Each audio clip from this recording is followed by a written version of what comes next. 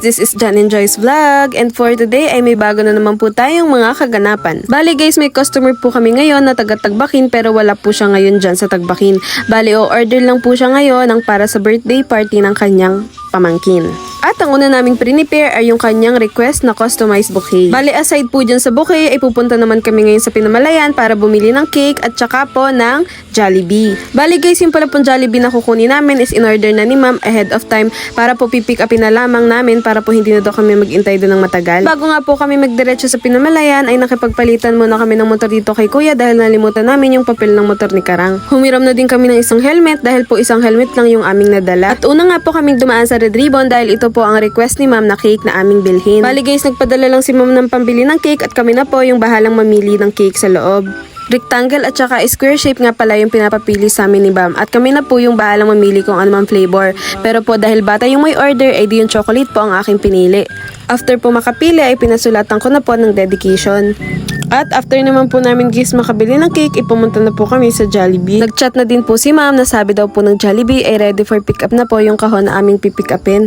At first po nagulat kami dahil ang laki ng kahon dahil malaki po pala yung pinaglagyan na kahon ng Jollibee pero sa totoo lang po yung pinakaloob niya na hindi naman po siya punong-puno. At thank you nga po pala kay Kuyang Crew na tinulungan kami at inassist niya kami para po makasakay ako ng ayos dito sa motor.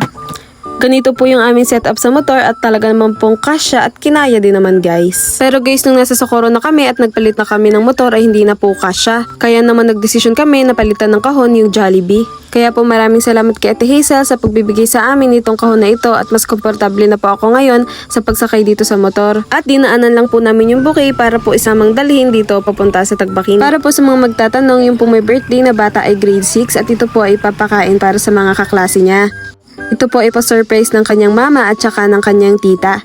At pagdating nga po namin dito sa Tagbakin Elementary School ay tuwang-tuwa po yung mga bata nung nakita kami.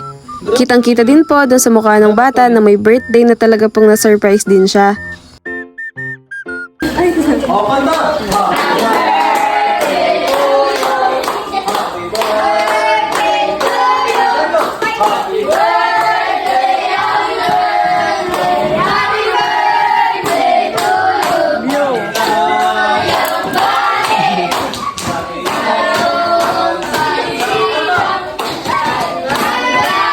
Yang maligayang, maligayang bati.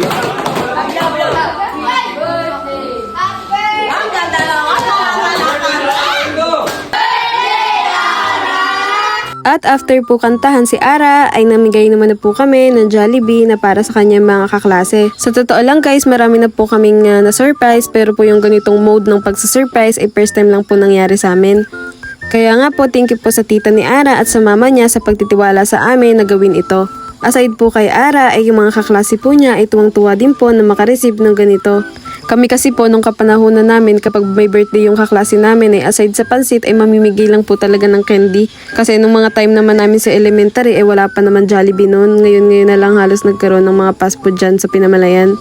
Kaya naman po, yun lamang guys for today's video. Salamat po sa inyong panonood.